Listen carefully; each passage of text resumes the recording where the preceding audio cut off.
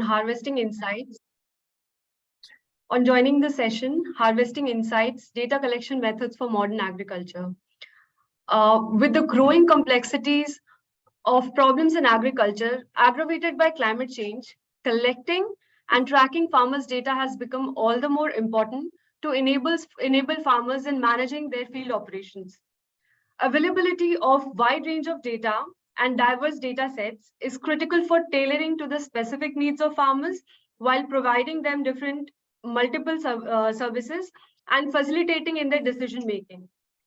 Today we have with us an esteemed panel who will be showcasing their innovative methods of data collection and how they have been supporting farmers through their respective initiatives. We have with us Drew Eden, who is the CEO and founder of Meridia. Drew Eden is a senior associate in Tetra Tech in agriculture and economic growth sector. Drew managed a community-driven innovation facility to scale the capture, sharing, and use of high-quality data and models to help inform decision-making in a rapidly changing climate. We have with us Thomas, who is the CEO and founder of Meridia. Thomas has worked as a management consultant, co-founded startups, and worked to build the impact entrepreneurial ecosystem globally. We have Martin from Fairfood. He's the technology director at Fairfood. He started a series of local enterprises in Netherlands, Peru, and Sri Lanka, all of which are aimed at making social impact. He has supported new technologies like blockchain. We have with us Joachim de Groot, who is the product owner for the data collection tool at Acorn. Joachim is a product and technology enthusiast. We have with us Yogesh, who is the CEO of SkyMet. SkyMet is a climate and agricultural risk monitoring company. Before I pass on the mic to Yogesh, I have a few housekeeping rules here. Please address any questions you have in the Q&A tab. We'll be directing your questions to the respective speakers towards the end of the session. And please do not forget to introduce yourself in the chat box. Please let us know what excites you most in the data sharing ecosystem. Over to you, Yogesh. Thanks, Pulami. Thanks. Good afternoon, everyone. I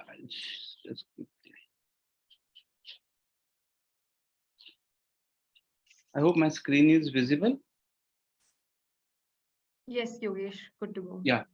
So, hi. So I think the topic which was there, I think this is what SkyMet has started actually, how to actually collect data, particularly from the rural ecosystem of India. And when we actually started way back in 2003-04, our primary focus was that the critical climate data, which was very essential for any of the agricultural application, how to actually collect. So collecting a weather data was actually a secondary part. Our initial focus was actually how to create a hyperlocal weather forecast. We did that, and after doing a couple of years, we understood that without getting a ground truthing data, particularly field level weather stations, it is not practical, that you cannot improve a hyperlocal weather forecast. So I'm talking about it's in 2004-05. So when we started actually deploying on ground stations, we faced a lot of issues, okay, particularly how to put these stations, because a lot of capital investments are there. People needs to be there on ground to maintain it and all. So, and this is how actually a journey of SkyMet, how to build a sustainable innovation in terms of rural data collection has started. So we actually now reached to a long way now from 2003-04 to 2023. In fact, this is the year where we're running our 20th year. And in this 20th year, a completely weather forecasting organization to a climate and agri-data organization, full-scale operations across the country. This is what SkyMet's transformation. We are roughly around 200 people now, and a lot of seasonal people also there. So we basically have a lot of partners on the ground for data collection. Very briefly, our capabilities is monitoring of weather forecast, crop monitoring modeling, and ultimately linking that data sets with the product, which is primarily focused on insurance and credit. In terms of our ground presence, we have 5,500 physical weather stations, We also do operate in the air quality, and we have our only private network of lightning detection in India. So very briefly, how we have linked all this. So primary layer of SkyMet of data, which is coming first from the AWS or the lightning sensors on ground. So these are particularly the physical sensors installed on ground. Along with that, we basically have a lot of partners along with our own people on the ground who uses our mobile application to capture the field data sets. So these are the two things on ground when we collect. A lot of investment is required. Like you need to pay to an end user who is helping you to collect this data. And similarly, you need to put a lot of capital to put a physical sensor. So when we found this is an issue, we thought that we need to link these two data sets with some product out of it. Okay, otherwise it will not become a sustainable. You will just keep on spending to collect this data, and then you will end up with something that how to use and where to use these data sets. Fortunate for us, around 2007-8 onwards, there's a lot of push in index insurance was happening in India.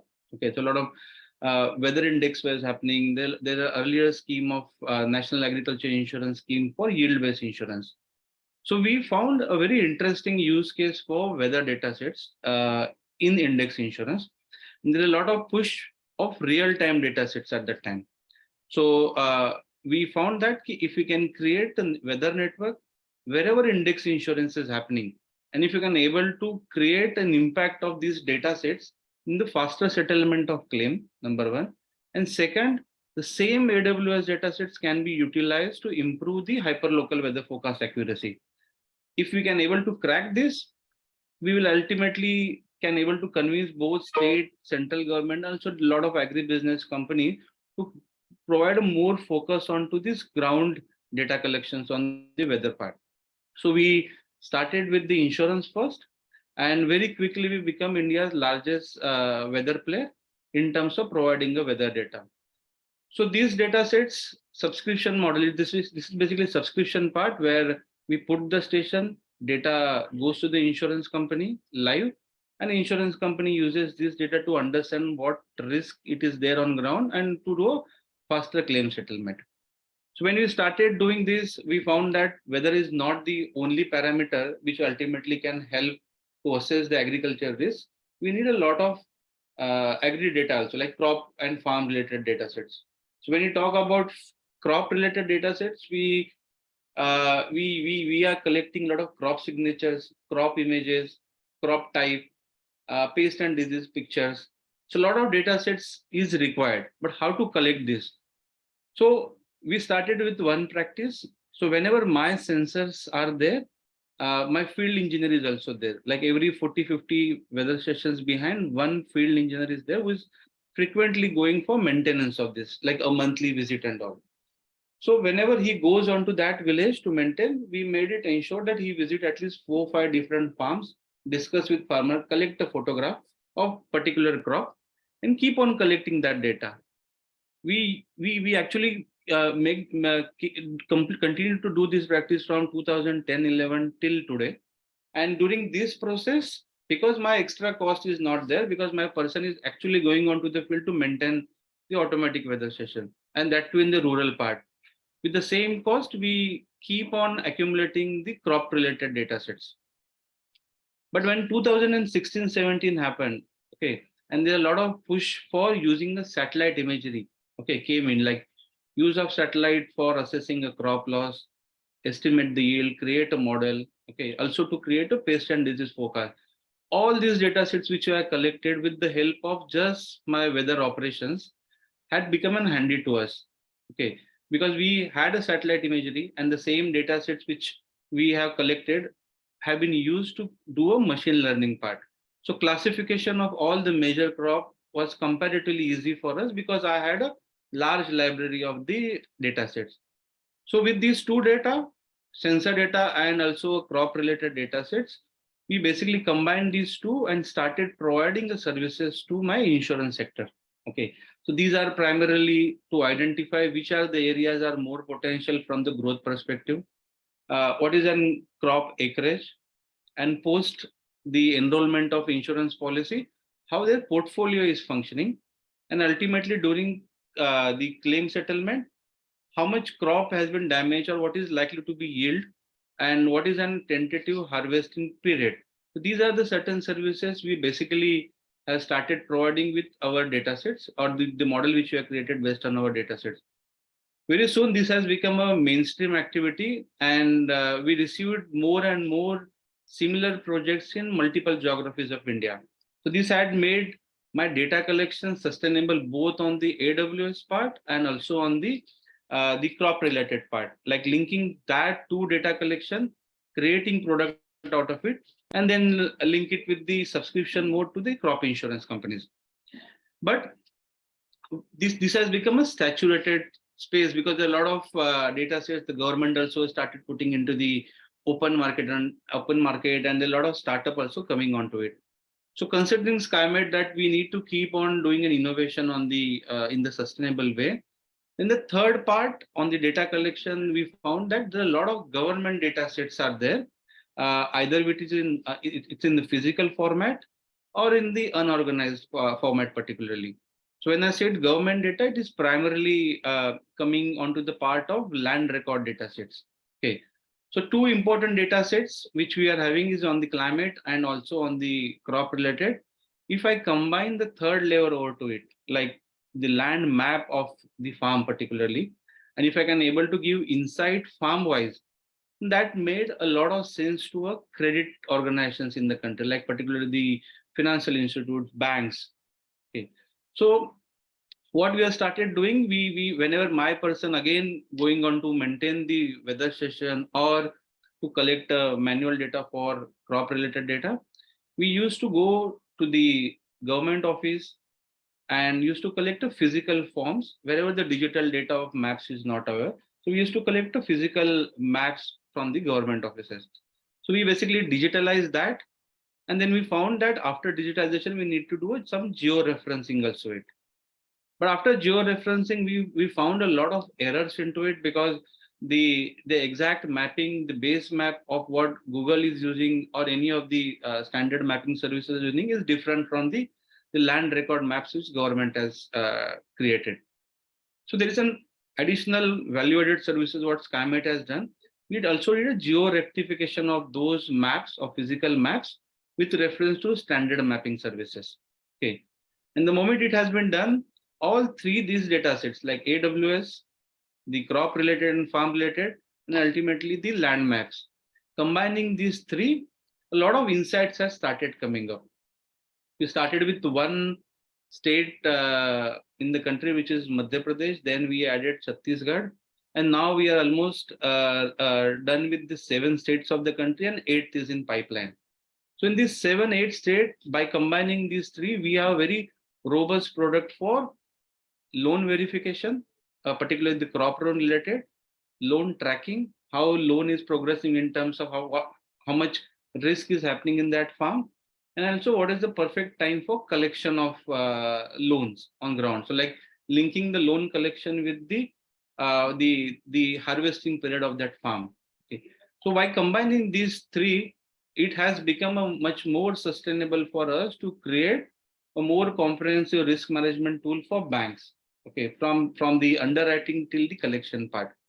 So I think with these three, the sustainable products, we are continuing our operations of collecting a granular data on ground. Okay, during this journey of last you can say almost a decade now for this the standardized data collection method, we managed to do a lot of impact on certain policy decisions also. For example, using the AWS data as a subscription mode for crop insurance has become a standard model in the country now. There are a couple of states, particularly if I want to mention, is the state of Maharashtra, one of the biggest states in India, has adopted a complete model of data subscription in terms of the weather related. Now, government of India is in the process that use of a network of AWS, link it with the crop insurance scheme, and make it more sustainable than the traditional old model of just purchasing an instrument and putting it in the ground. Okay. Similarly, there are a lot of efforts which is coming from the policy side also for collection of data sets through mobile app. there's a new program which government of India is launching called Cropic, where a lot of crop related pictures will be gathered through farmers, intermediary like us, partners, research institutions, and all will be combined into a one data cloud, and then providing that data access to multiple startups, research organization to create a product out of it. Okay. So I think what this climate has particularly done in last 10 years is to showcase the more sustainable way of data collection and linking that with the commercial products particularly. Okay. So I think I given you the nutshell of what we are doing on the data collection. This is the screen of what kind of data sets we have. We have weather. We also have a lot of crop sensors on ground. We also have a network of camera. Everything is put it on this weather station, which is our base there. Okay. Our network is roughly spread across the 23 major crop growing states in this India. These are the data sets which we are primarily capturing in terms of weather is like temperature, humidity, wind speed, direction, rainfall, moisture, and leaf weighting. These are the primary. Crop, whenever I go, we have a huge library of crop type, their health in different phases of the crop, the different pest and disease incidence, occurrence dates, photographs. We have a parallel collection of field experiments. We have that data and a lot of crop pictures, which is now extremely helping us to create a picture-based models. And on the farm, the dimensions, their coordinates, the identification survey number, types, and their maps. So these are the data sets which we are collecting onto the ground. Yeah. I think problem is this is something which I would like to say on the challenges which we are creating. We have faced on ground and how we actually ensure that this become a sustainable process. Yeah.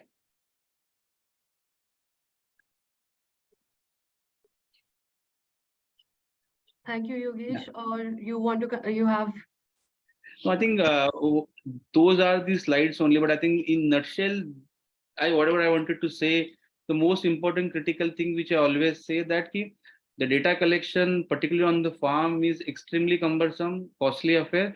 If you don't link it with the product, it's very difficult for you to be a sustainable organization. And I think in India, we are fortunate of having a national level crop insurance scheme which is extremely pushed by the government of India, and a lot of innovations are happening. They are also pushing a technology which helps the organizations like us to create and collect the data sets in the commercially feasible way. Yeah.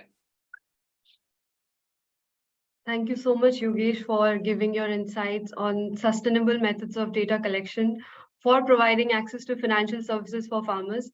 Now, I think we have Yokum with us to throw some insight into other methods of data collection that he has been using.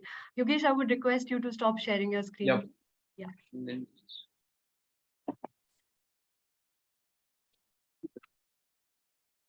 All right. Hello, everyone. Is my audio okay? Just a second, Yokum. Yeah. Thank you. Thank you. Thank you, Yogesh. Yeah, please go ahead, Yokum.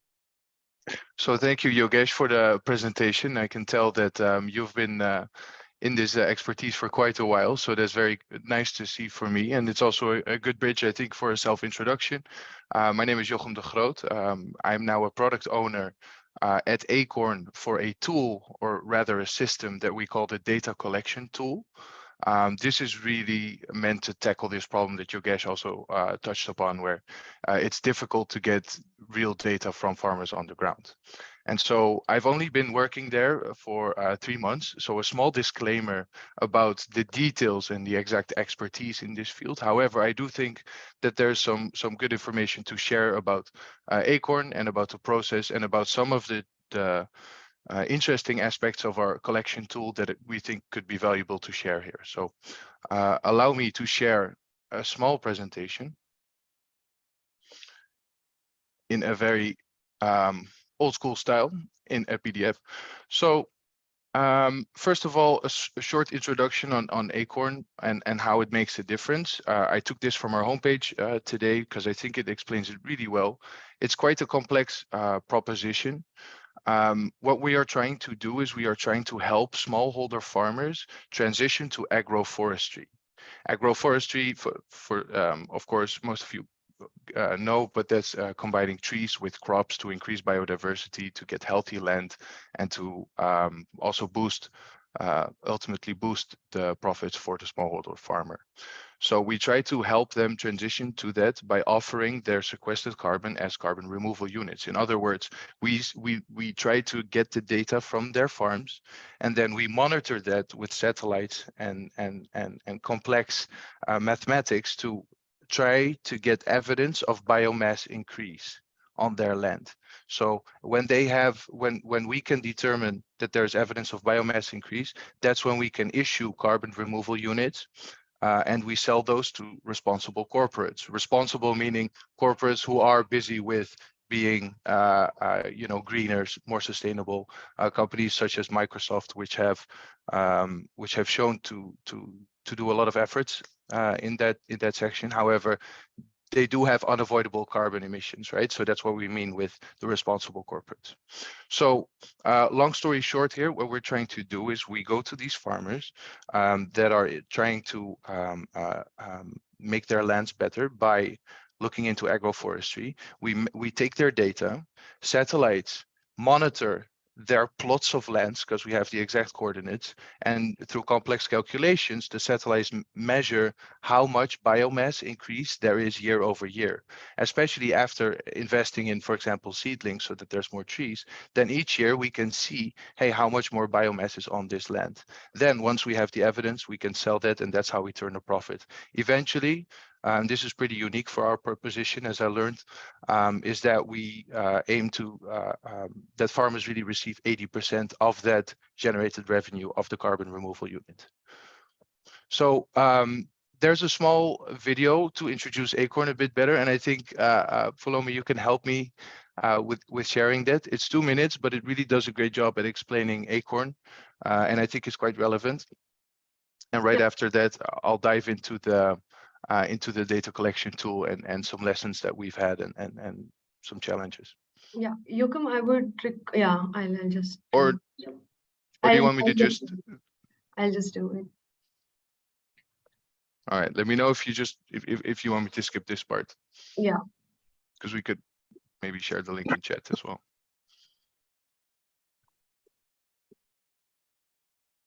Yes. There's no sound at the moment, though. Share it with.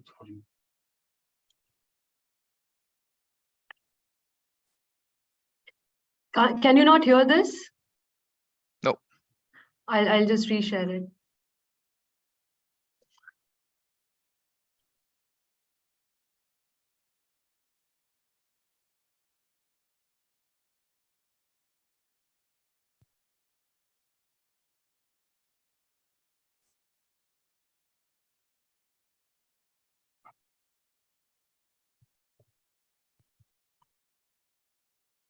Sorry, Yoakum, there is some challenge in the audio. We're not able to hear No worries. it. Yeah. No worries. In that case, should I just continue and maybe we can share the link for those that are interested? Yeah, sure. I'll share the link. Thank you so much. Thank you. So let me get back to this PDF with some more information. So about this data collection method, which is really, I think, why I was invited to share some stuff here today. And now I'm speaking about before when I joined the company, so please bear with me. But we've investigated many options on the market in order to learn how could we best collect data from these farmers. Farmers that we're looking for really is, we're looking for the person information, so your address, number of people in your household, some contact information. We're also looking for consent. For our program, we have very strict legal policies and stuff that we need to adhere to. So that's also a process that's in place with this app. And I think most interesting for this section really is the polygon collection, which is another word for the plot or the shape, as you can kind of see here. why our system was built was because we looked into the market and there were quite a lot of pain points that ultimately it was decided, let's try to develop our own system. And this is it. This is the data collection tool. In a nutshell, what makes this tool pretty unique and pretty innovative is that it's not just one app, it's a system. So there's an Android app that data collectors use in the field to collect the actual data. There's some screenshots here. I'll show some more later. There's also a web application for another user role, which we call a project coordinator, which is a person who monitors the collection efforts. The application is designed to be offline first, because of course, for many smallholder farmers, there's of course not always a good or reliable internet connection. And we want to enable the app to record data in these rural areas. And then once the data collector is back online, they can submit it to this project coordinator to a web portal. The project coordinator is also useful because they can detect, the quality of the data collected. For example, hey, is there any overlap with previously collected plots? And then how do we deal with that, right? So it's really a collaboration between these two roles. Of course, based on the pilots and some experience that we've had, there's been a few features developed that we learned was really helpful for this data collection. First of those is an optional map download. So let's say, because I'm in the Netherlands right now, let's say I'm in the north of the Netherlands in Groningen, and I know I need to go collect in Amsterdam later today, then I can, from here where I have a connection, download the map of Amsterdam. I can, in that map, see existing polygons to prevent overlap once I'm there, and then I go there and then I can collect, etc. So that's really useful as well. The app, and this is perhaps one of the biggest ones, it shows you visually on the map while you're collecting which previous polygons were collected. And this is really useful feedback for data collectors, because that means it's easier to prevent this overlap, because you can actually see, hey, am I walking on a plot that was for my neighbor, or is this actually the plot that's from the farmer that I'm trying to collect? Then we have some other features. Of course, you're dealing with overlap prevention. That's ideal, but then of course there's always the chance that you have overlap, and then we allow for plot correction, so you're able to fix it. And all of these, I think, are quite unique, and they really allow for, we've had some pilots now and some experiences, and customers are actually quite happy with all of these features. And one of the biggest benefits, I think, and then I'll move on to the next slide, compared to existing tools, is that this really requires data collectors to only go back to the field once. With other tools that we tried and tested, this wasn't always the case. If your polygon would overlap with another one, then we would have a hard time adjusting it in a way such that it was valid, which meant that the data collector had to physically return to the field, which is of course very painful and frustrating, and something we're really trying to avoid. And I think with this set of features, we've really achieved that. So there's a few more screenshots, although I'm not sure the quality didn't turn out great, my apologies. There's of course checks on these polygons. So we check, hey, is it, we require a minimum plot of 0.1 hectares. We don't allow intersecting lines. We don't allow overlap with other existing polygons in the system. There's really quite a lot to it, which makes for collecting the best quality data that we can. Because once we do that, of course, we can generate the highest quality carbon removal unit, and in line with what we want, which is transparency and to be traceable. Of course, we need the best data we can get. So that's really what DCT is all about. I've also saw that you guys were interested in some key learnings, and again, please take these from me as a regular, as a relative new person in this industry. However, I do have a very big heart for product and people and making people work with technology, and I do think that these, regardless of how complex or niche your proposition or initiative is, I do think that these are, especially when we're talking about smallholder farmers, always relevant.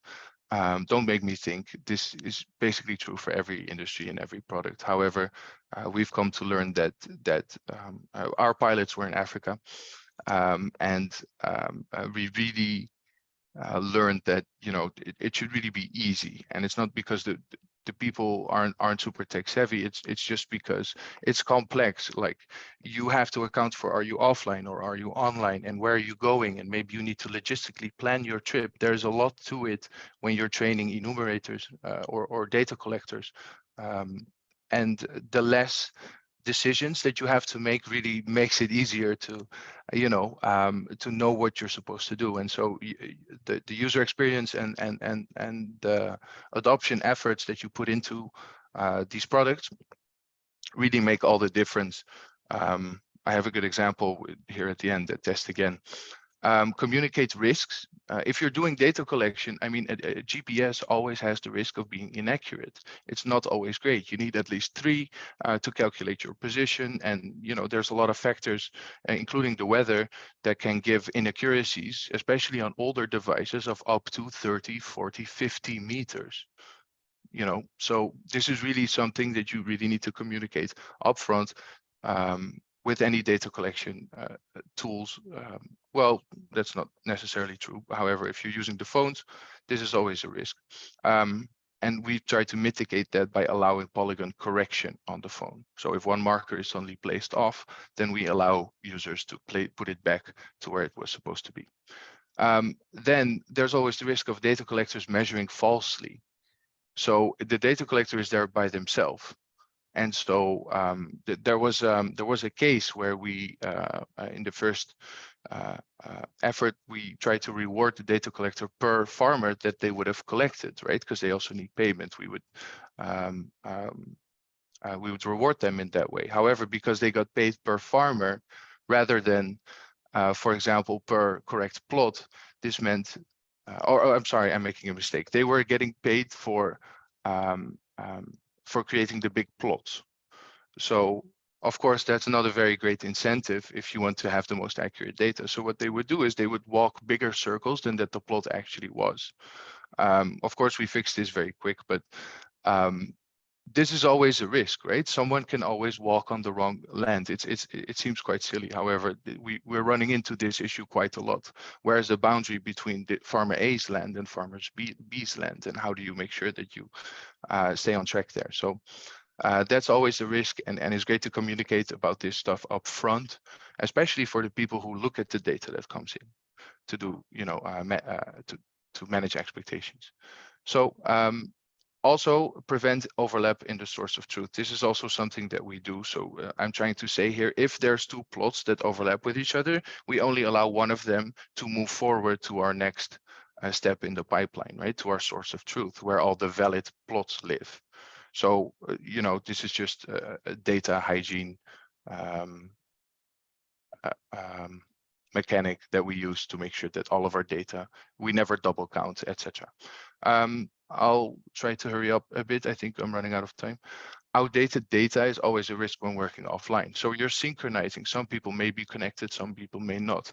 The map that you've downloaded may not contain a polygon that was measured in 1 hour later. So you're always dealing with this, and you have to make people super aware of that. This is always a risk, and what you think you're doing may actually not be correct once you communicate again with the internet and you synchronize your data. And finally, test again.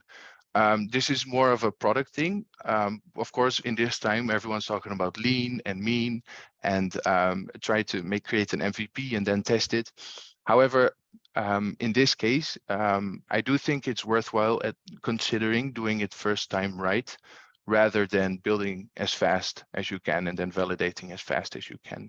I had one example where we downloaded the offline map.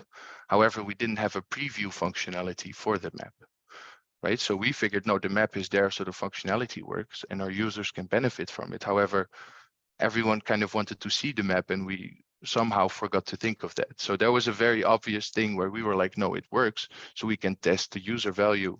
However, there were just many questions because everyone was like, hey, can I see it? And we hadn't thought of that. So I think that's a very good consideration when you're developing your product. Maybe not always make it super lean, right? At least not in the cost of clarity and user experience. And then this question was hard for me to answer, but I do want to give at least 2. So common data sets that we could work towards. I'm not going to go in depth here. This is way above my pay grade. However, I could imagine that these farmers have been approached by other initiatives as well. And these other initiatives, they may have collected data as well. And so how do we keep track of who is part of which program and who gives their data to who?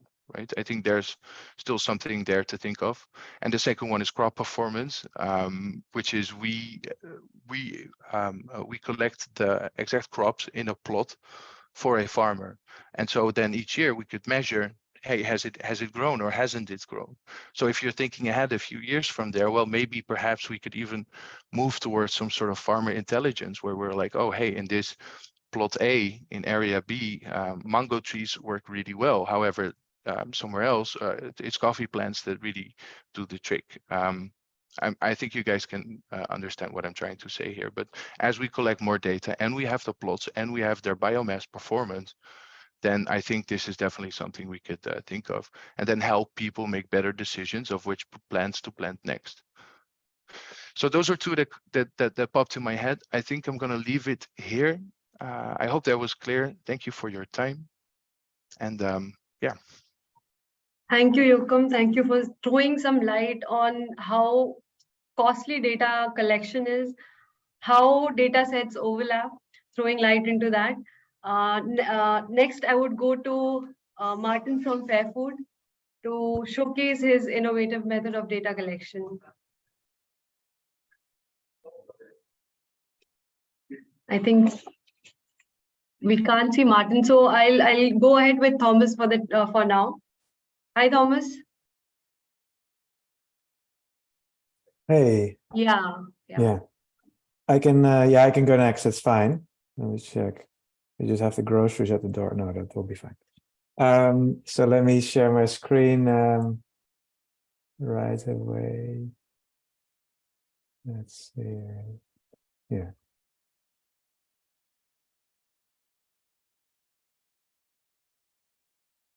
Okay. Let me also put a timer on just to be able to follow that. So yeah, Meridia, really happy to be able to present to you to see what we're doing. We've been doing with Meridia over the last 8 years. Started in Amsterdam 8 years ago. Really an impact company to try and help smallholder farmers. Initially, our focus was to gain access to land title, and gradually we sort of evolved into an agtech company. So we still have large land title projects, but we also provide software and solutions to help the supply chain industries, agricultural companies, to improve the quality of their data collection and to be compliant with upcoming regulations, and particularly the regulation on deforestation at the EU. So just a quick overview. I said 8 years already active. We work in the field every single day. Our key markets have been Ghana and Ivory Coast, in Africa and Indonesia, Asia. We've built relationships with large companies. We've mapped over 250,000 hectares to date with our own teams. And we've become a specialist at land typing, but also at data quality. And that is sort of that necessity to do land title has driven us to create technology to really reach a very high accuracy of data, but also reliability of data. So today we're doing land and tree titling, basically providing documenting the rights to land and trees for smallholder farmers, so that they are sure that they can stay on the land and can ensure that their trees are not being cut illegally, which still happens a lot. So this is a legal process, quite, bureaucratic, cumbersome, often corrupt, difficult, and really depends not only on technology, it depends a lot on the social dynamics on the ground, relationship with authorities and governments, etc. We have also done a lot of farm mapping directly for large organizations, mapping 50 to 100,000 farms for certain clients. But gradually now, like I said, we've evolved more to providing our solutions on a software as a service basis. So those are the products in green, Survey and Verify, which I will present to you as well. Survey as data collection software, but similar to the previous presentation, Verify is more of a data stress testing and data quality auditing service. And I'll be outlining those as well as sharing our learnings. When we started out, we had to look at data quality because, of course, if you provide a legal document to a farmer that could end up in court to protect their land, if anything is wrong, if the outlines of the farm are wrong, if some of the biodata is not correct, this has major repercussions. So this has driven us towards data quality, and we were, as you say in Dutch, shouting in the desert. Nobody was interested a decade ago. People were just starting to map farms particularly for certification purposes. And the effort was more to just map as many farms as possible. And very little organizations were looking at the quality. Now quality is becoming more of a strategic asset. People are starting to analyze the data, not only for deforestation and compliance, also for impact measurement, also for volume reasonability, setting quota, and yield prediction. And lastly, but definitely not least, for farmer payments, more and more using data for farmer payments, for carbon measurements, these things. You need to really rely on the data, and the quality needs to be right. But the key driver today is actually really the deforestation regulation that's coming up with the EU, that's been ratified, that's going to be in application in December 2024, and would result in huge penalties and fines for importers that are not able to comply. And compliance is really quite stringent. You have to submit all of the geolocations of all of the farms that are associated to the parcel or lot that you are importing. And that's for coffee and cocoa, soy, rubber, timber, and one more, and palm oil. So those 6 commodities will be initially under regulation, and it will have a huge impact because we estimated today 75% of the global volume is actually not going to be compliant. Either there's not enough data, there's incomplete data, or the data cannot be trusted, or the traceability is not established. So it's really a big effort that has to happen in the next 18 months. And we're going to make our solutions available to the industries to help them to be compliant. And this is to help, of course, companies to not incur these fines. But at the same time, it's helping the smallholders with trusted data to be included in supply chains. If there's not trusted data on these farmers, that they cannot be included into regulated supply chains. And then they need to resort to supply chains that go into markets where there's not a focus on living income, living wage, agroforestry, other kinds of support, proper farm gate prices. So it's important for smallholders to be included in these supply chains, and the ticket to it is trusted data on their farms. So if you look at a typical data set, and here, of course, a bit exaggerated, but what we've seen with many data sets is that there are just so many issues. I think, as Jochem has highlighted, it's not easy to map farms. Geospatial data is complex, and what we're seeing is overlaps, duplicates, spikes, self-intersections, dubious shapes, very small parcels, farms that are in the sea, on top of a village, like you name it. And so those are, of course, completely implausible and would not pass an audit for this regulation. And companies need to identify them and resolve them. And so for that, we have built our solution. So coming from the land title space, I think we've now been able to then translate that into solutions that can help also to tackle this problem. So the first one, really a survey, is the data collection software, Android app, back office platform, in order to save time, reduce cost, and deliver high quality data. Really built in the field over the last 8 years in many countries. Been used to map more than 150,000 farms, works fully offline with teams of hundreds of field staff. And I'm going to show you a couple of things. So the architecture is that it's sort of synchronize the data whenever there's some connectivity. There's a whole back office platform to then basically process the data. That's called the refinery. Because raw data from the field is just like crude oil that you pump up from the ground. It's just, you need to refine it in order to actually use it for a certain purpose. And so while we have field agents in the field, or our clients have field agents in the field, you have then data officers in the office to review the data. After that, it can go to a distribution platform or with an API to external data set. A couple of quick views on what it looks like on the mobile app. You can synchronize farms, of course, that, for example, other agents have mapped. You can see what's been going on in the field, and then you can open the map, in this case, in West Africa. You can search for farms or find farms, in this case, from a farmer called David Boa. Let me go back, and you will see also there that based on this farm, then there's available tasks at the bottom. So we can structure it such a way that on a farm, you can say, oh, there's certain tasks that have been done, like the mapping has been done, but now a diagnostic interview has to take place. And a particular agent can then only see that particular task and execute it. So we can structure also a lot of this task management in the field and make sure that it simplifies the work in the field, where it's hot, sweaty, it's long travel, and you want to have it as easy as possible for the field teams. Another aspect is more the mapping. So we have different types of mapping based on satellite data, based on field mapping, also in some cases to reach really high accuracies, meaning sub-meter accuracies. We provide post-processing of sort of really more complex land surveying, which is needed for land title. This is how you can get to like 50 centimeter accuracies, while a typical device would more get you like 7 to 10 meters. And in certain cases, this is really needed. And not in all cases, but in certain cases, you really want to have very precise boundaries delineated.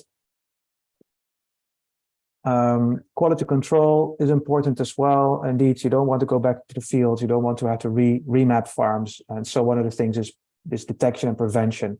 In this case, if you want to make a line that would cut into the farm's boundaries that would not be accepted, or overlaps or other issues would be detected and prevented.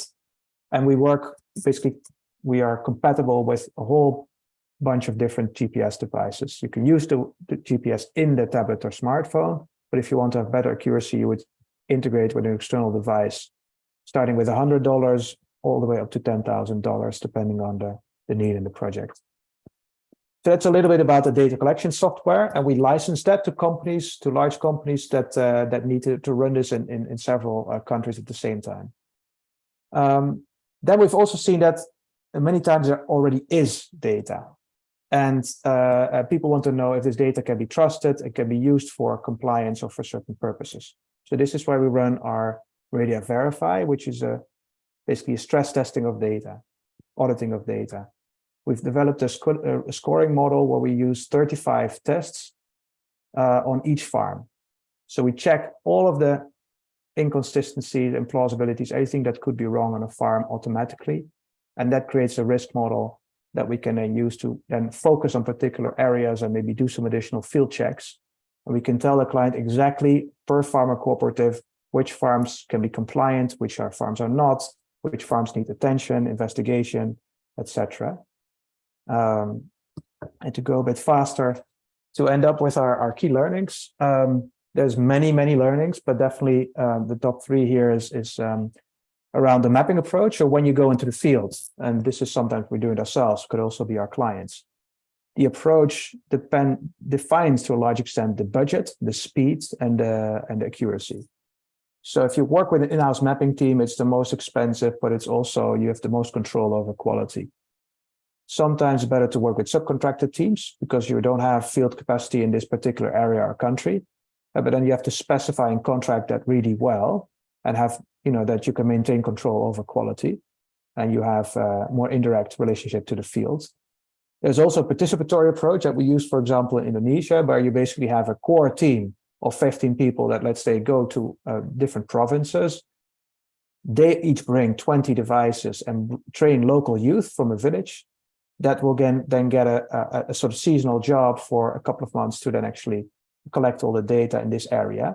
Then we collect the devices again and move on. So it's participatory in the sense that you engage local staff for temporary periods. And you could also have hybrid approaches of those. So it's really key to define what's the best mapping approach for a given project and the given requirements. The other thing that's often overlooked is how to engage the farmers. So realizing that many farmers are being mapped many times a year and often don't see any benefits in return. It just costs them time, it's annoying, and they have sometimes incentives to tell you, not tell the truth. So you want to actually have them tell the truth. You want them to be engaged and to participate. So you need to make sure like what's in it for them, how to make this engaging, how to create benefits that through the mapping, they may be certified, they may get additional training, but even sometimes they get a data premium or other ways to get rewarded for their data. We sometimes provide farmer passports, like laminated cards where they get key data points, also right away printed for them. And this is really key. Otherwise, data becomes more extractive and farmers are just spending time without getting any return. Last thing is quality and everything. So indeed, get back to a farm or having data that you cannot trust is really problematic. And so it's about, I think, many things Joachim already said, the incentive structure, the technology, the validation, the protocols you put in place, how you structure and design your data sets, what review process you have. Actually, we've designed an audit framework where we have 250 questions for our clients to just identify their entire sort of data management structure and where we can identify areas to improve data quality. So that's hopefully in a nutshell. And then if you look at what we are doing to try and make data shareable or create data sets that are beneficial to an entire industry, there's 3 things to highlight. We're doing a lot of field verification and ground truthing. So we have data sets from clients and we check in the field to see what we are finding, and we're making these ground truth data sets available to the entire sector. And these are collected at the highest precision so that we can be considered really sort of the absolute truth that you can then refer to and relate to and compare with. We're also building a program where we will systematically map the farmers on the indirect supply chain. All companies are always saying we've mapped 90% of our farmers, etc. But this is often only the direct supply chain. Indirect supply chain is still about half of the volume in many commodities. And this is often complete Wild West. Nobody knows what they're sourcing from. And you will have to map all of this for the new regulation. This is the big sort of elephant in the room. And it's going to be very costly. So we're trying to find landscape level approaches where all organizations can jointly fund this kind of work and don't have to pick up the tab only individually, but we have sort of a joint effort to make it more sustainable and more cost effective for industries to also map the indirect supply chain. And lastly, we're bridging data collection and mapping with land titling. So you can imagine if you really have land title, you know the ownership, the history of the farm, and not only who farms there, but really who owns it and the relationship between both. This creates a more lasting and long-term data set, and it can often be sanctioned and aligned with the government and the authorities. And that's also something that you have a lot of expertise in and is really relevant in certain countries. So these are ways in which we can build more open source data sets or data sets that can benefit a broader group of organizations. We really direly need at this stage scalable ways to map millions of farms very quickly with trusted data. So there's a lot of work to do, and we hope we can have some contribution to that. Thank you.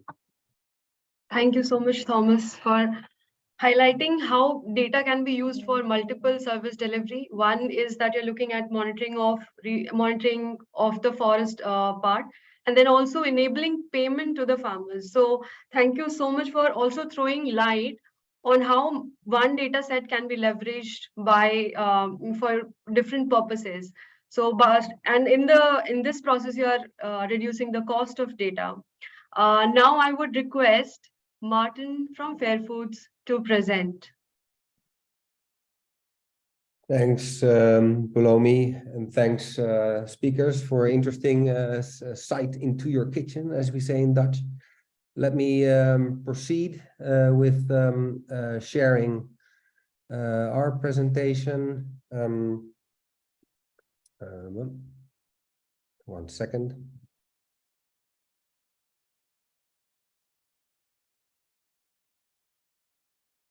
Yep. Yeah. One second. If you need help with the presentation, please let me know. I can present it as well. Right. It should be good. But I'm not seeing what I should see. I did send you my presentation, Pulumi. Yeah, I have it. I'll present it. Okay. Yeah. Thanks. Please let me know if it's visible. Yeah, that's it. Yeah. And I'll go quick. So I'll raise my finger to, if you can go to the next slide. Next slide, please. I'm Martin from Fairfood, and before I dive into our use case, into data sharing, I'll share a little bit about our organization. We're a small Dutch NGO. We've been around for 25 years, and our aim is to improve the livelihoods of farmers and food workers, basically the people that make the food that you eat every day. The people on your right-hand side is our team. Half our team are developers, so we really build stuff, and that brings us on the path of data and data sharing. Next slide, please. We work all over the world in a variety of commodities and settings. For instance, we work with Rabobank Acorn in Uganda in coffee supply chains. In every instance, we develop and implement a mechanism for the value that flows through supply chains to be more fairly distributed. And every use case has its own particular operationalization of that, and the one that I want to share with you now takes place in Indonesia, where, next slide please, we work in a nutmeg supply chain. Nutmeg is a beautiful product. I'll show you lots of these pictures in quick succession, Pulumi, so beware. But first, why do we do this? We work with a company called Verstegen, one of the biggest spice companies in Holland, and they take sustainability serious. They want to know where their stuff comes from, and spices are pretty hard to trace. So it's particularly important for them to see basically the farmers that they buy their stuff from and create a relationship with them that helps them improve their company into the future. That's what brings us to nutmeg. Nutmeg grows on trees, is picked by hand. Next slide. Is then cracked open to see the beautiful red mace around the black nutmeg itself. Next slide. Farmers peel that, they put it in bags. Next slide. And they'll take it to the agent, or in some cases, the agent comes to them. Next slide. At that point is where our project, our solution kicks in, because normally this is where nutmegs are weighed, and then price is negotiated, and then the agent would whip out a receipt book and start writing, right? So many kilograms of nutmeg, grade A, on this day to this farmer, this amount of money.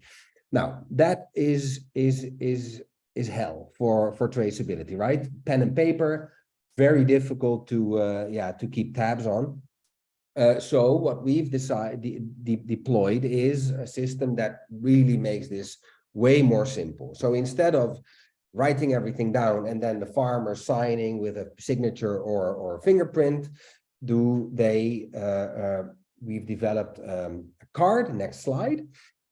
That the farmer has with his unique farmer identity on it, and that he next slide shows or gives to the agent when he agrees with what she or he tapped into the app.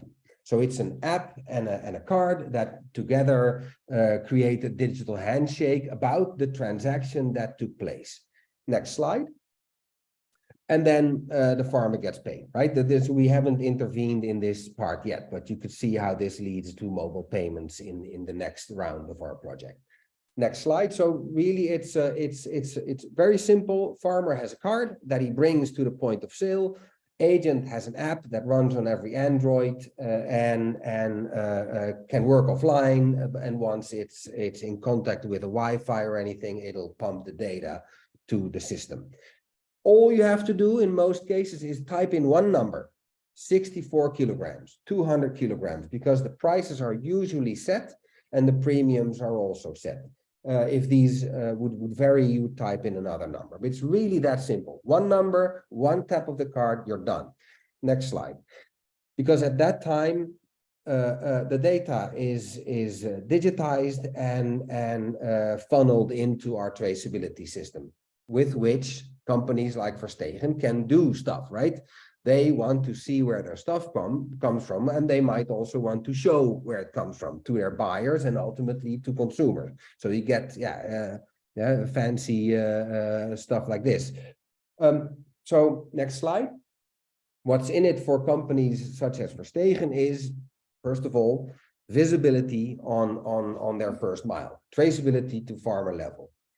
Of course, this is a way to get farmer verified product transaction data. Yes, I received X amount of money for X amount of kilos, and verified premium payments. In this case, premiums are not usually an issue, but we work in supply chains such as in Sierra Leone, where there really isn't any visibility on anything, let alone whether premiums are paid.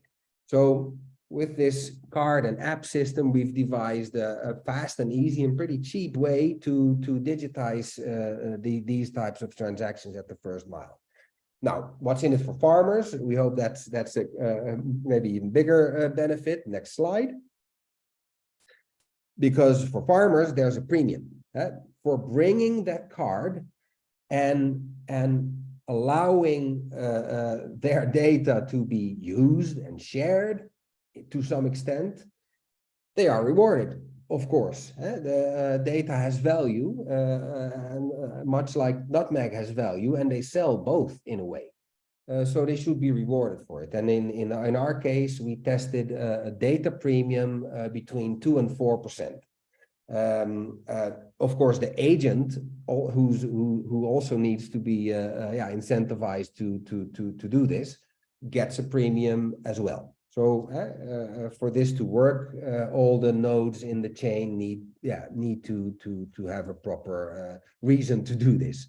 To be clear, if you don't bring the card, it's fine. You still get paid. You still get your money, but you don't get the premium, right? That's really exclusively reserved for bringing the card because we want to digitize. Next slide. Digitization has additional benefits, not only for companies, but for farmers as well. The receipt that the farmer would normally get typically ends up as Kindle for a fire, or maybe it's put in a bag under the couch somewhere. Farmers typically don't add these receipts up to come up with a proof of production for their month or their year. They typically don't know how much they produce. And this way really makes it easy. One click of a button, one SMS, one WhatsApp chat gives them that overview. So it's an automated sales history, which in itself gives them better chances of receiving a loan. And this way allows them to report issues. You can imagine that if there's pressure, if there's forced signing of lower prices, you would want to have a way for the farmer to report this. I have not been paid the amount that I should have gotten. And for us, importantly, it has a way to revoke or give consent. You may have seen that the app itself gets consent every time the app is tapped with a card, but farmers may decide for tax purposes or for privacy purposes to revoke their consent for their data to be shared. It's important. So financial incentives, data access and control incentives, and then next slide there is a set of more ethical concerns to take into account. Primarily bringing farmers in line with the supply chain like this gives them a connection to that supply chain, a way for them to receive data from that supply chain instead of just giving data. It gives them a feeling of belonging to a special club, some farmers reported, and especially younger ones feel this, this is a way to run a modern farm, right? They all have apps and phones in their hand, and why not use them for their main job? So we see a lot of benefit from modern ways of data collection and sharing, from which not only companies but farmers can benefit. The premiums are necessary often. Next slide. To get this going, right? You don't just change how it's done for years by saying so. You need to incentivize actors to change their behavior. Can you go to the next slide? And premiums really help. Of course, no one's going to get rich of a data premium, but it does help to as a flywheel to keep things going. Important learning is that there is value in data, and possibly the most important one is that farmers should know this, right? Thomas and Jochem have already alluded to this, but there's a huge driver for digitization in the no deforestation regulation. Basically, 500 million farmers are coming online in the next 10 years, and they should know what that means. And we think as Fair Food that data is a commodity that a farmer can produce, and they should be paid for it. And possibly benefit from it in other ways. And we hope we've given a first shot at how to do that. Next slide. For more about this farmer-centric data governance approach that we call it, I'll share a link in the chat to a study that was done by the Gates Foundation and USAID. Leaves me with thanking you for this platform and your time. Thanks. Thank you, Martin, for the presentation, and thank you for showcasing how you have been ensuring sustainability and traceability in one of those complex value chains, that is the spices value chain, and specifically in the nutmeg. Now, I would call Drew to showcase his initiative in the data collection space. Thanks very much. Thanks very much for having me, and thanks as well, Pulumi, for putting me in the last position. I think I've had a little bit more time for my coffee to kick in. I'm based in the US, so a good early start. But hello everyone. My name's Drew Whedon. I'm a senior associate at Tetra Tech, which is headquartered in California and does business all around the world. But I'm based in the East Coast of the US. We work across, as an actual kind of direct implementer, we work across a lot of the different sectors that we've heard from today. I'm going to be focusing on a project that's in agriculture specifically, right in the title itself, of course. But I think what we've heard in kind of the land titling, the forest management, resource management, these are all areas that we work in as an implementing organization. But the Enabling Crop Analytics at Scale initiative itself, the role we're playing here is really more at kind of the ecosystem enabler kind of level. And so it's more of a catalyst rather than a direct implementer itself in this particular case. And what we're doing, I think it makes sense for me to go last, or maybe first, I don't know, but because I think that the kind of the broader overview that I'll give all the presenters before me fit within kind of components of this approach that we're taking, which is really looking at expanding use of advanced analytics, usually machine learning driven analytics, in smallholder farming systems specifically, and I think kind of guided by several core objectives or directions here. And so, we start with the use cases. We've heard from several different kind of use cases here today. We start with the use case and work backwards through the data chain back to the original kind of data that's going to be required. But we spend a lot more time on the exchange mechanisms and sort of all those steps in between data generation and then the use in an analytical product. But for purposes of today, I've pulled out some lessons learned more on the data generation side. And so I'll talk about those in a little bit. We recognize that the dearth of really high quality training data for use in these models is especially acute in smallholder settings. It's felt a lot more in a lot of the places that we've kind of heard from the other presenters than it is in Iowa and in major agricultural production systems where there's a lot more commercial incentive to collect data at this scale on the ground. And so we're trying to figure out, using a kind of community of practice and networked approach, how can we push the science and the practice to expand the availability of high quality data and therefore the derived analytics. But again, starting kind of at the end of the chain and working backwards.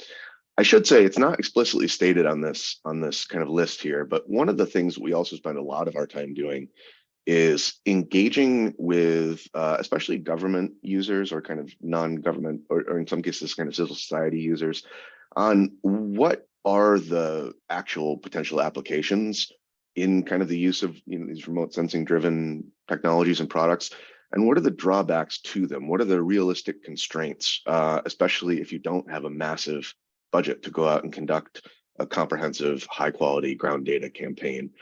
What does that mean for those derived analytical products? And most importantly, the decisions that you as a government or a private enterprise or whatever it may be are going to make, and how much kind of faith you're going to put in those. So I'm going to move pretty quickly through a couple of my slides, but hopefully with that framing, it gives you a better idea of why we sort of position this as we do and why we explain it as we do. Just quickly, this project is funded by the Bill and Melinda Gates Foundation. A great connection to the data governance slide that just finished here, and we've also been a little bit kind of involved in that report. We've been operating this program for a couple of years now. We'll be wrapping up towards the end of this year, and please do visit our project website, cropanalytics.net. You'll find out a lot more information than I'm going to be covering here today. So with that, I'm going to just briefly show you a diagram. This shouldn't really be news, I think, to most people on the line, but again, it's just sort of a level setting that we do in terms of how we communicate, where we position ourselves, and how we operate. And this is a very simplified version of the data and analytics chain in the case of kind of a let's say a farm management type use case, where we're starting out with the generation of the data, the data capture itself in the lower left. And this could be through a remote sensing kind of sensor platform, or it could be something in situ on the ground. But just in terms of kind of setting the data framework, we move into the exchange, the pre-processing, the cleaning. I really liked the language that I think it was Martin used about the field data being like crude oil. It's a great example, or a great way to put it. And so as part of this exchange mechanism, I think it's this kind of initial processing and cleaning component. Obviously, we move into the kind of the analysis itself, and this could be done in a lot of different ways. This is just one illustrative pathway that we're demonstrating here.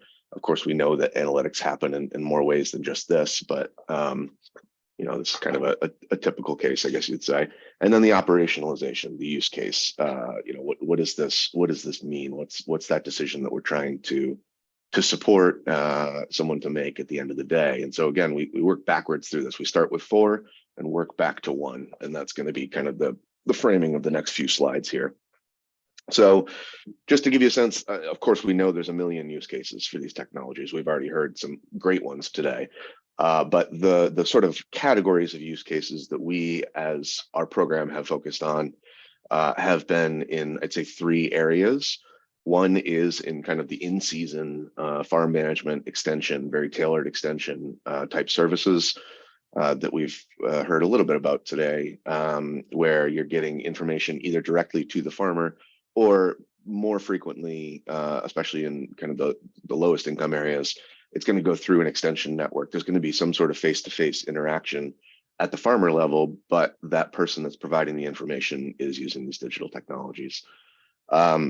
The kind of second category, and maybe this is a bit of a differentiator from the other presenters, and also an area where we've frankly probably spent the most time, is at sort of the food security monitoring level. So taking a step up from the field and looking at an entire food system, and helping, for example, a government, a Ministry of Agriculture, or a statistics agency, or a food reserve agency where those exist, helping them to understand before the harvest is happening, what is the likelihood of a surplus of a major crop, or a deficit, and what kind of early decision making can they make to reduce costs. So for example, we're seeing that a rice harvest is likely to underperform 2 or 3 months prior to harvest.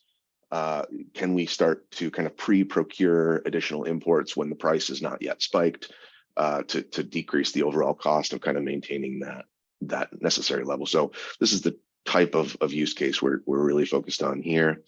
And then finally, I'm not going to talk about the tailored financial services because a couple of our presenters do a much better job than I do on this one. But yeah, I mean, I guess in addition to the types of things we've heard, or complementing what we've already heard around kind of crop insurance, very tailored kind of lending and borrowing monitoring, which I think that last service we just heard would be a huge benefit there.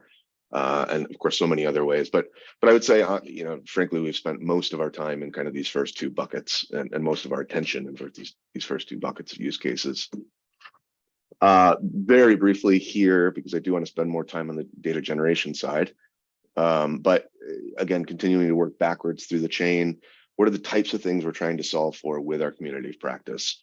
It's, at the analysis level, we know that the models require this type of data. We also know that kind of the benchmarking, really high quality benchmark data sets, or actually in some cases benchmarking around the models as well, it just doesn't really exist generally in the types of ecosystems where we're operating. And so we're looking at, without incurring some massive expense, is there a way where we can kind of aggregate enough high quality data from a few different places where we could start to come up with some sort of benchmarking product, so that we can have a more honest conversation, for lack of a better word, again, with kind of the end users further down the chain about what they're going to get out of this. And can we, I don't think anyone's explicitly talked about transfer learning yet, but can transfer learning make sense? Can these models be applied in different kind of agroecological zones or farming systems? If it's working in one, how much of an accuracy fall off are you gonna basically deal with when you move from one place to another, where you have training data in one place, you don't somewhere else? So that's the type of stuff we're doing on the analysis side. The exchange, I could spend a whole webinar talking about the work we've done on exchange. That's where a lot of our focus is. And I don't think, again, anything here is going to be especially groundbreaking, but what are the emerging protocols? What are the emerging standards around? Again, we're just talking about crop analytics. This is kind of our area, but where is the community of practice going? What are the demands that they require to start to coalesce around some basic protocols?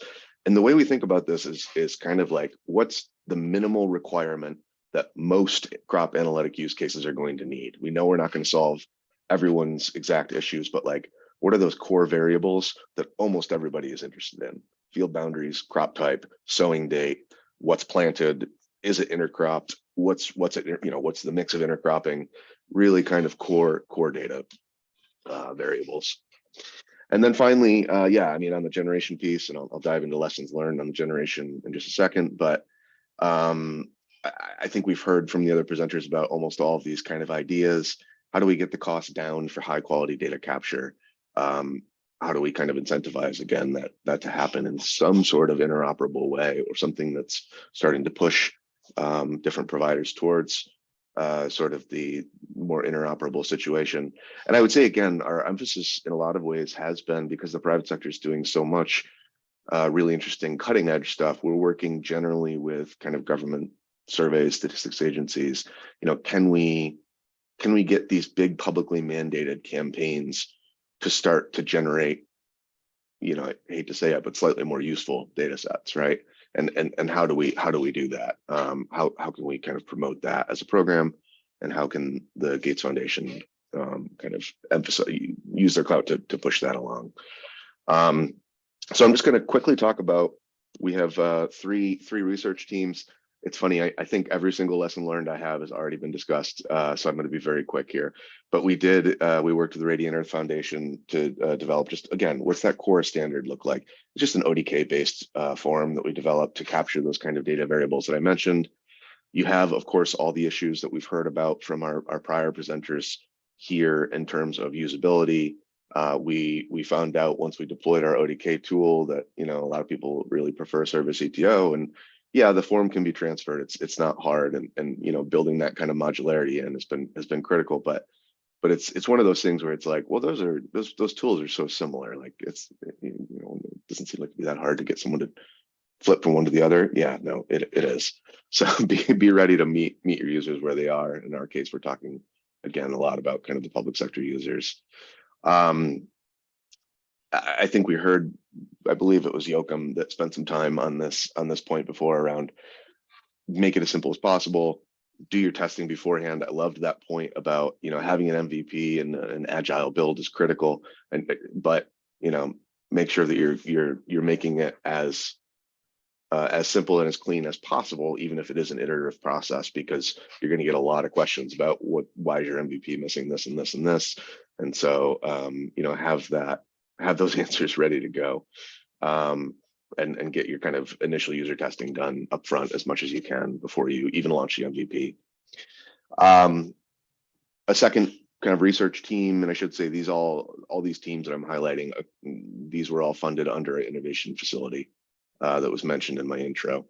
The Digital Earth Africa team worked closely with RCMRD and the government, the Ministry of Ag in Zambia, to do an end-to-end kind of process mapping for what would it look like, starting from the pre-sampling design all the way through final deployment of crop type maps in Zambia in this case.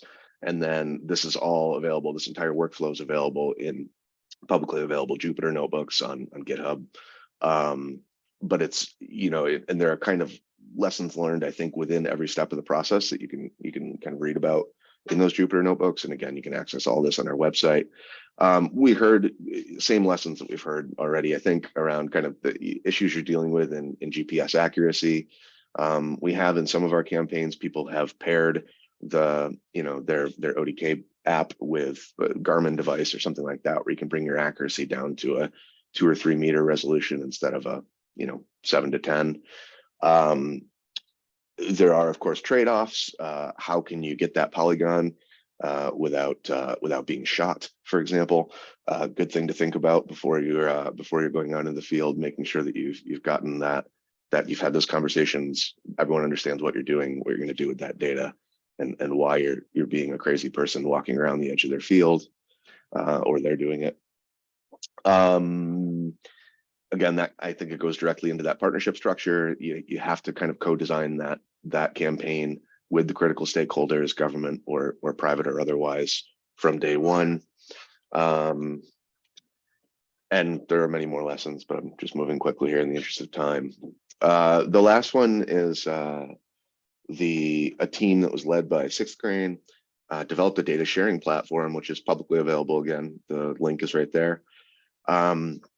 Which is, you can visualize the different data sets that exist here, but it's a combination of data sets from some work that 6th Grain itself has done. The digitization has happened through their proprietary app in that case. They also have kind of, they got Syngenta to agree to contribute a lot of, again, this is all anonymized, there's no PII, anonymized field data across the African continent. And if you look at DSP, you'll see what I'm talking about. And it's, you have polygons, you have planting dates, you have crop type. Basically, the way that they convince them to do this for free, might I add, is through through an existing relationship, right? They know each other, they trust each other. They made it very explicit what they're going to do with this. But B, and this is, I think, the takeaway for the community, is it was a very specific data ask. It wasn't, hey, Syngenta, can we have all your field data across, all these different markets? Because we're going to do cool stuff for the public, public good. It wasn't that. It was, what I'm looking for is the polygon, the planting date. I don't even necessarily need your information for the last couple of years, which is, kind of a commercial advantage for you. The information from 4 years ago is still helpful because I'm going to use it to train or improve a model, right? And so it's making that ask really explicit and just pulling out the components that are maybe not going to be as commercially attractive, I guess you'd say, for that data, and seeing if you can kind of reposition your ask in such a way that maybe that is a discussion we can have. So it's, it really challenged one of our assumptions about the willingness of private organizations to share this type of data. And I think opened up opportunities. And I should say Syngenta is not the only one that shared. There were a couple others involved as well. So yeah, I'm I think a little over time, and I know we as a team are over time. So I'm going to stop there. I'm happy to talk to anyone in more detail about kind of any of these projects or the lessons learned. And would love to pull more organizations into our community of practice. I know some of you on the line already. Some of you are already kind of active participants, which is fantastic. But yeah, please reach out if you'd like to be involved. Thanks. Thank you so much, Drew. I thank all the speakers for their insightful session, for making this session insightful. Some of the key takeaways for me would be to make the data collection process simpler, to make the data collection process simpler, to test the data, and also to enable the data collection in a way that it becomes interoperable. And I hope this session would be helpful for those trying to make transformation or changes in this data collection space. I thank you all once again for joining the session. If you have any further questions you want to direct to any speakers, please go ahead and use the Hoover platform to connect with these speakers. And thank you so much for joining the session. Thank you. Thank you.